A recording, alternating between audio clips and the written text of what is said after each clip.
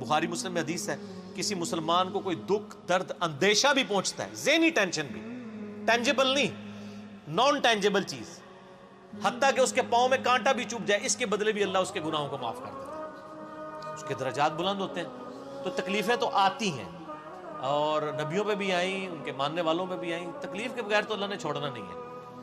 البتہ ہر بندے کا ٹیسٹ ڈیفرنٹ ہے، کسی کو اللہ تعالیٰ بے اولاد رکھ کے آزمائے گا، کسی کی جوان اولاد چھین کے آزمائے گا، کسی کی جوان اولاد کو نافرمان بنا کے آزمائے گا، کسی سے اس کی بینائی لے کے اس کو آزمائے گا، کسی کو کے گردے فیل کر کے اس کو آزما لے گا۔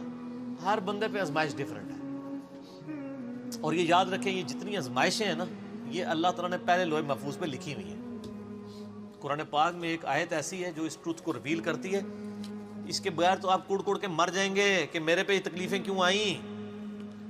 جب آپ کو یہ آیت پتہ چلے گی نا، پھر آپ کہیں گے یا اللہ جس حال میں تو رکھے، تو نے آزمانا تو ہے۔ اور یہ جو طارق جمیل صاحب اور یہ باقی جو واعظین کر رہے ہیں نا کہ آپ اللہ کے راستے پہ آ جائیں تو انشاءاللہ تعالیٰ ساری پریشانیاں دور ہو جائیں گی، ان کو تھوڑا اپنے آپ کو ریوائز کرنا چاہیے۔ اس طریقے سے پریشانیاں دور نہیں ہوں گی، پریشانیاں جھیلنی آسان ہو جائیں گی۔ اگر اللہ کے راستے پہ آنے سے پریشانیاں دور ہونی ہوتی تو نبی الاسلام کی دور ہوتی نا۔ بخاری مسلم میں حدیث ہے، وفات تک اما عائشہ کہتی ہیں کہ 3 مہینے ہمارے گھر میں چولہا نہیں جلتا تھا، 2 کالی چیزوں پہ، کھجور اور پانی پہ گزارا ہوتا تھا، اور وہ بھی تھوک کے حساب سے نہیں، 1 کھجور اور پانی کا پیالہ صبح، میٹھا پانی 8-10 کلومیٹر سے بھر کے لانا پڑتا تھا، اور ایک شام کو، یہ ٹوٹل خوراک تھی، ٹھیک ہے۔ اور بعد میں صحابہ کرام کو بھی دیکھ لیں، رومن اور پرشین امپائر بھی فتح ہو گئی ہیں تو انہوں نے اپنی زہد کی زندگی گزاری ہے۔ تو یہ کہانیاں نہ کرایا کریں لوگوں کو، لوگ پھر مایوس ہوتے ہیں، لوگ کہتے ہیں نہیں ہم دین کے راستے پہ آئے، تکلیفیں اور بڑھ گئی ہیں، یہ پھر وہ لوگ، اس طرح نہیں ہوتا۔